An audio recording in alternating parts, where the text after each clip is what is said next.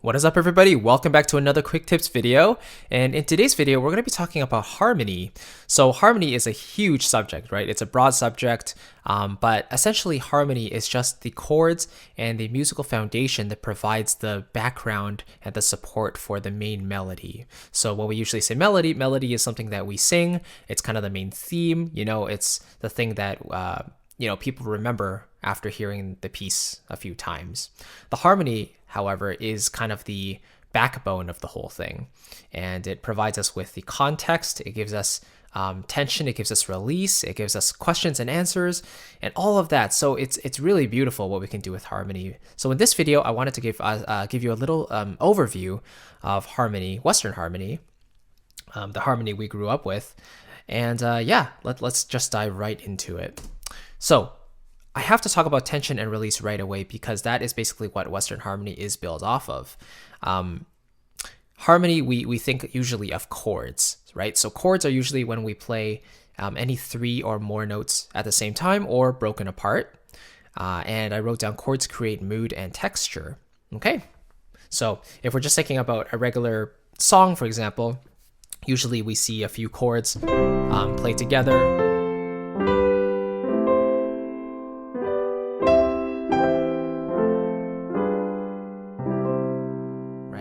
So chord progressions are what create, a nice path, a nice storyline from start to finish.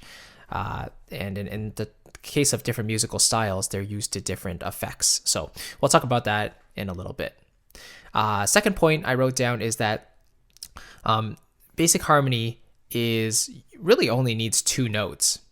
And you can get all the way to 12 notes at the same time to provide different color. But usually we go anywhere between 3 and 5, 6, even 7 notes. We don't really go any more than that, just to keep the identity of a certain chord clear. So the most basic form of harmony you can have is major or minor, and you only need 2 notes for that. So for example, if I'm playing C to E, that's a major third, and versus C to E flat, that's a little bit more of a sadder sound. It's a minor third. So major, minor. That's kind of like the first form of harmony we hear about. Then you can get stuff like 7th chords and extended chords, and you can get really nice complicated chords just by playing around with alterations and what chords you want to, what notes of the chord you want to make sharp or flat, particularly when you get past the 7th note there. So another thing is that there are chords within the major or the minor scale that serve different functions. Okay, so in the case of just a regular 8-note scale, we have chords that have a tonic function, which just means kind of like a resolution function, and chords that bring us back home, whereas the other set of chords give us a dominant function or take us away from home. So the ones that provide us with a tonic function are 1, 3, and 6.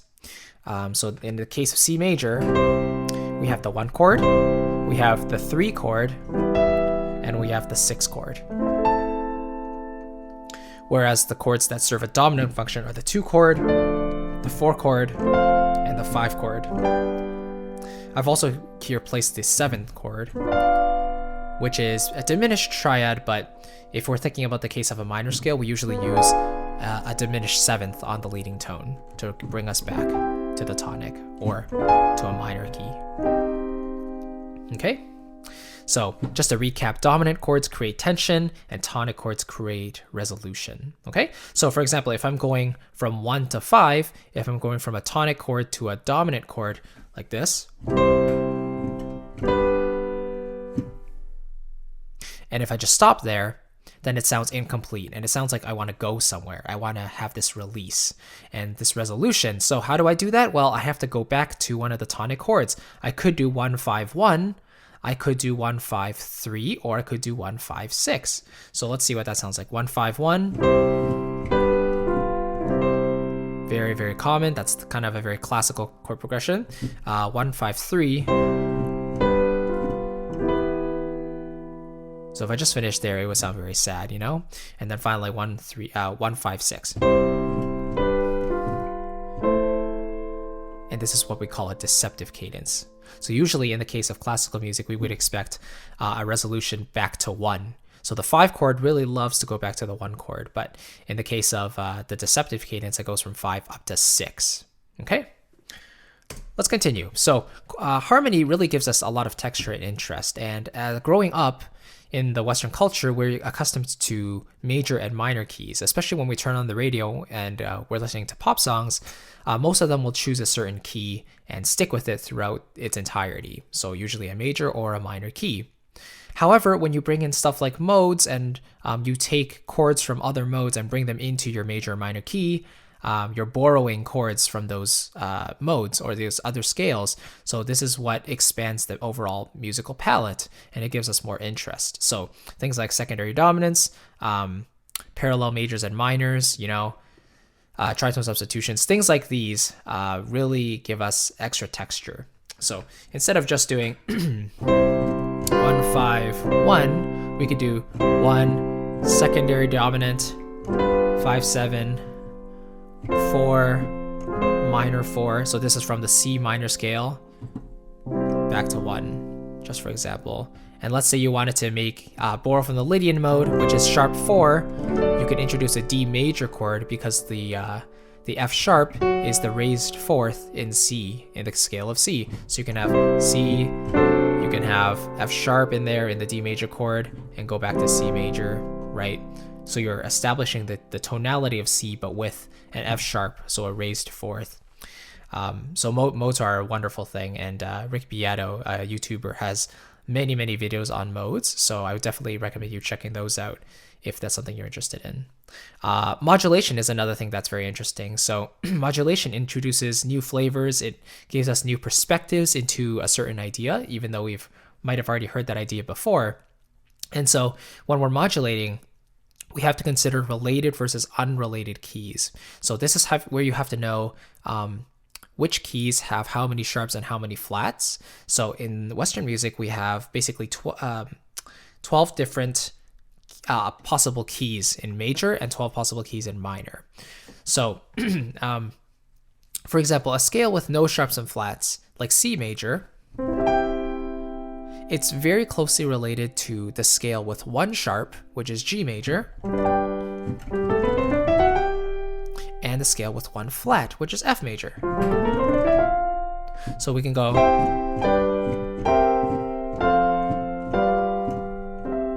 So I kind of went from C to G to F and then back to C, and it doesn't sound that bad, It kind of sounds like, oh, we're adding some, little colors here and there. But as soon as you go from like 0 sharps and flats like C major all the way to something with like 5 sharps, for example, like B major, then you get this, so that's directly from C major to B major. But if I went like,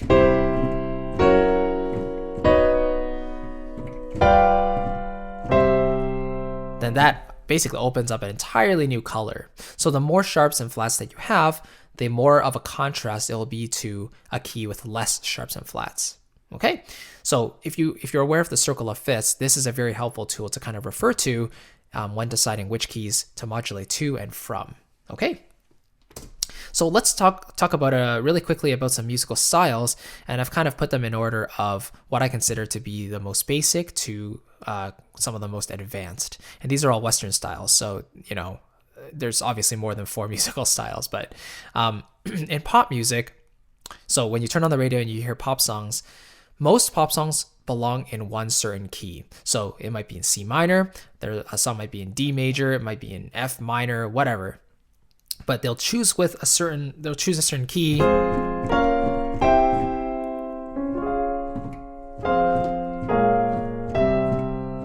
And they'll stay within that key for the entirety of the song. So, pop music basically sticks with one key, and it's meant for easy listening, it like just really quick in and out. People with shorter attention spans nowadays, they just want to hear something.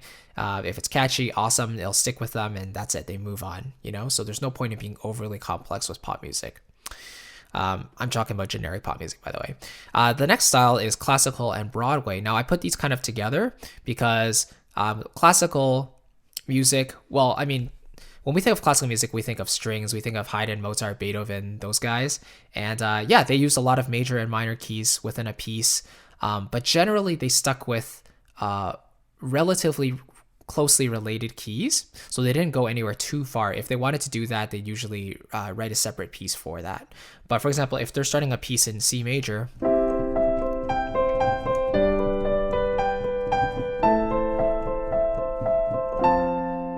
they'll basically introduce a theme in the key of C, but then they'll repeat that theme again in a closely related key. So in this case, let's say G.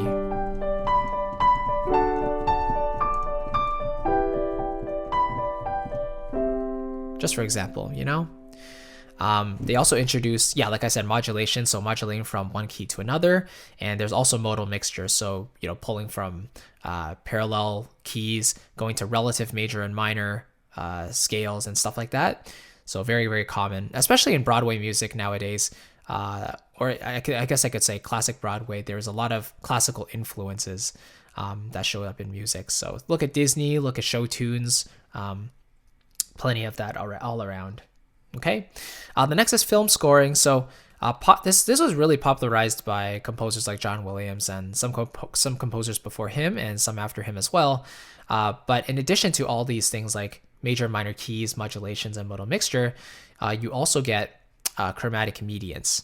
And these are especially important because it basically gives you access to go from any key you want to the scale that's up or down a minor third or major third on the keyboard, for example. So if I'm in C major, I can go to E major, or I could go to E minor, I could go to E flat major or E flat minor, or C to A major, C to A minor, C to A flat major, or C to A flat minor. Right, we hear this stuff all the time. Chords going up or down by thirds to create unexpected textures and stuff that we didn't anticipate coming up. And I kind of skimmed over it, but there's extensive usage of modes as well, because modes basically open up a whole other world of color just past major and minor scales. So when you learn about modes, you really realize that the major and the minor scale are really only two major modes of all 7 major modes. So it's pretty cool. And finally, jazz music combines all these things, but they also combine a lot of extended harmony. So like we demonstrated before, you have chords with numerous notes, alterations all over the place. The deeper into jazz you go, sometimes the more difficult it is to identify the structure of those pieces, and those songs can get super, super complex. So I'm not a jazz player by trade, and I don't claim to be, so I don't really understand it all that well, but what I do understand, seeing from the outside, it's definitely something to be appreciated. So the type of music I write, I like to incorporate chromatic mediants now and then. I come from a classical background, so I grew up with major and minor modulations and modal mixture as well. I studied modes a little bit less, so modulations were kind of a big thing, borrowing chords from closely related keys or unrelated keys. Those I was around those a lot as well. But I really grew to love pieces of music that really dedicate themselves to one specific key. Maybe go to another one as well, but experiment with beautiful harmony that really just makes sense and that's seamless. So that's kind of where I get my inspirations for my compositions. But anyway, that's basically it. That's just an overview of harmony. Hopefully it helps a little bit clear up some things, and I will see you in another video tomorrow. So thank you so much for watching, and I will see you then. Just remember to download that free guide in the description, 10 steps to improving your orchestral music if you haven't already. 10 of my best tips to getting just a clearer sound in general. So definitely check that out, and let me know if that helps you. All right, thank you so much for watching. I'll see you in tomorrow's video. Have a great day. Bye-bye.